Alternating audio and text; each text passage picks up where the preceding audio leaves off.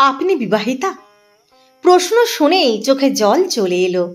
কয়েক মুহূর্তের মধ্যে হাউ হাউ করে কাঁদতে শুরু করলেন প্রমীলা, মিস প্রমীলা চ্যাটার্জি। সামনে এসে অবাক নায়ক অরিন্দম মুখার্জি। পরক্ষণে উজ্জ্বল হাসিতে ঘর ভরিয়ে দিলেন প্রমীলা। আঙুলের ডগায় চোখের জলের ফোঁটা নিয়ে অরিন্দমকে বললেন, অভিনয়, গ্লিসারিন লাগবে না। সত্যজিৎ রায় নায়ক ছবিতে তাকে এ কারণে হয়তো কাস্ট করেছিলেন, কারণ উত্তম কুমারের সঙ্গে ওই ছোট্ট ডুয়েল বাংলা সিনেমা প্রেমীদের চিরকাল মনে থাকবে। সব মিলিয়ে স্ক্রিনে ছিলেন মাত্র মিনিট খানেক, কিন্তু তিনি যে কত বড় অভিনেত্রী বুঝিয়ে দিয়েছিলেন তামাম সিনেমা বোদ্ধাদের। তিনি সুমিতা সান্যাল।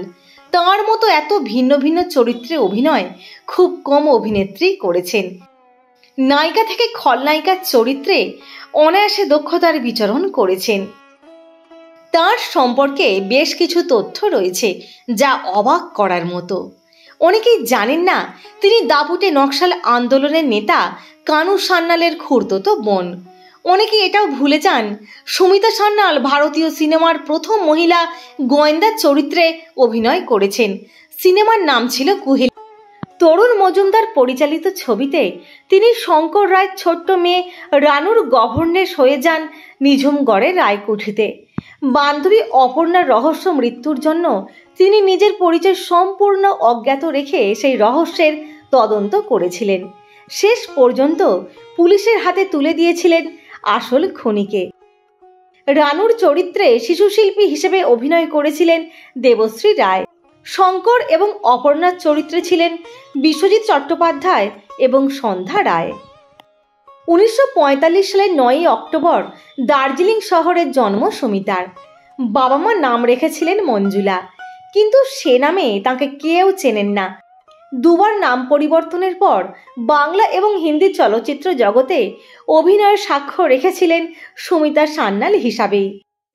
পিতা গিরিজা গোলকুন্দ সান্যাল চাকরি সূত্রে উত্তরবঙ্গে পোস্টেড ছিলেন। সেই জন্যই তার শিক্ষা জীবনের অধিকাংশ কেটেছে কার্শিয়াং শহরে। সেখানে কনভেন্ট স্কুলে পড়ার সময় আলাপ হয় অভিনেত্রী লীলা দেশাইয়ের সঙ্গে। লীলা সেই স্কুলের শিক্ষিকা ছিলেন। তিনি একেবারেই বুঝেছিলেন যে এই মেয়ের অসাধারণ অভিনয় দক্ষতার কথা। পারিবারিক বন্ধু হওয়ার সুবাদে লীলা দেবীর সুপারিশেই 1960 সালে বিভূতি লাহার পরিচালনায় খোঁকাবাবুর প্রত্যাবর্তন ছবিতে অভিনয় করেন সুমিতা। এই ছবিতে টাইটেল কার্ডে তার নাম লেখা ছিল সুচরিতা।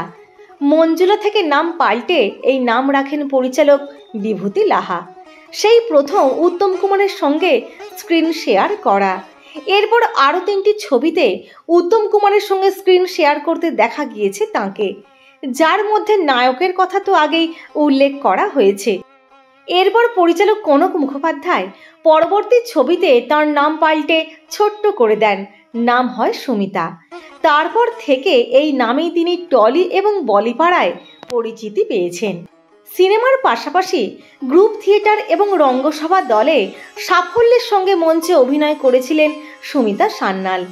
বাংলা ছবিতে কাজ করার সঙ্গে সঙ্গে তিনি তাঁর কেরিয়ারের প্রাইম টাইমে সমানভাবে মুম্বাইতেও অভিনয় করেছেন।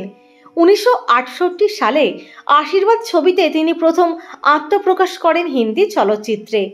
1971 সালে পরপর 3টি ছবি, গুড্ডি, আনন্দ এবং মেরে আপনে, 3টি ছবি বাণিজ্যিকভাবে সফল এবং একই সঙ্গে সমালোচকদেরও অকুণ্ঠ প্রশংসা কুড়িয়েছিল।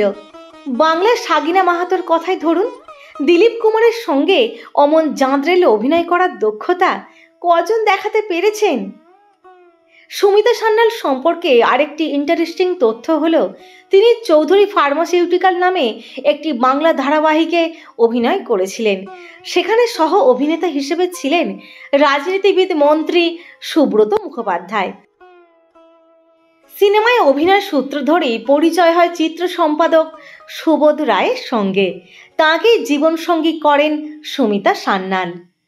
তাঁর অসামান্য অভিনয় দক্ষতা থাকার সত্ত্বেও সীমিত সংখ্যক বাংলা এবং হিন্দি ছবিতে তাঁকে দেখা গিয়েছে।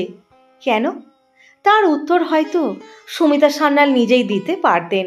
বঞ্চনা না স্রেফ অভিমান করে একসময় অভিনয় থেকে দূরে সরে গিয়েছিলেন তিনি? সে উত্তরও সুমিতা সান্যালের সঙ্গে চিরতরে হারিয়ে গিয়েছে।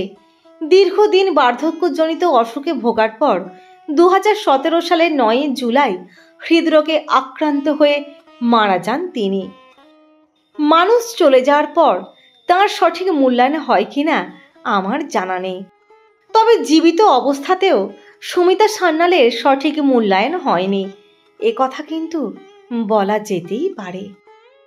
ভিডিওটি ভালো লাগলে আপনাদের মূল্যবান মতামত জানাবেন, লাইক, শেয়ার এবং সাবস্ক্রাইব করে সঙ্গে থাকবেন।